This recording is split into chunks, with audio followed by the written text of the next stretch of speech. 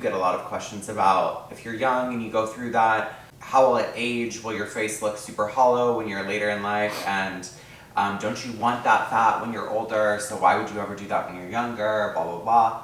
Can you just talk about that?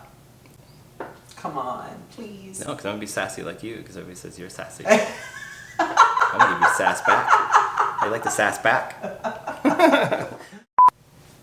Yeah, I think I get a lot of questions about buccal lipectomies because there's a lot of information on the internet that's all over the place on it. And I think there is something to be said about aging and loss of fat in the face.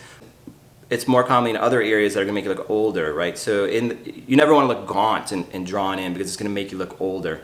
So the idea behind a buccal lipectomy is more for people that have, not necessarily jowls hanging down here, but really bottom heavy, chubby faces, and they want that contour to bring in. And that buccal fat pad is supposed to naturally go away as we mature from our teens into our 20s.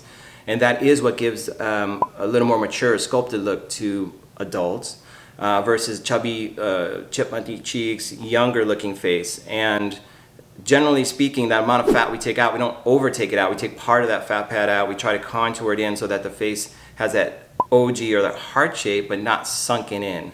And as the other thing is, some people don't lose that fat, and they're holding on to it. So we're just taking out something that's naturally supposed to progressively go away. But you don't, in general, want to over resect that or take too much fat out of the face, the upper face, other areas of the face, because that can make you look older.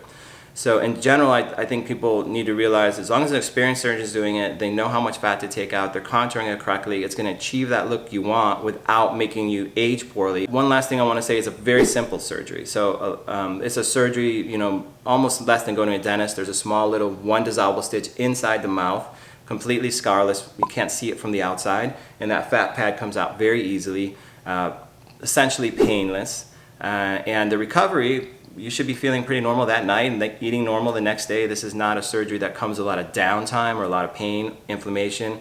So I think overall it's a really nice, elegant procedure that if you understand what it's going to do for you, it can have really positive effects.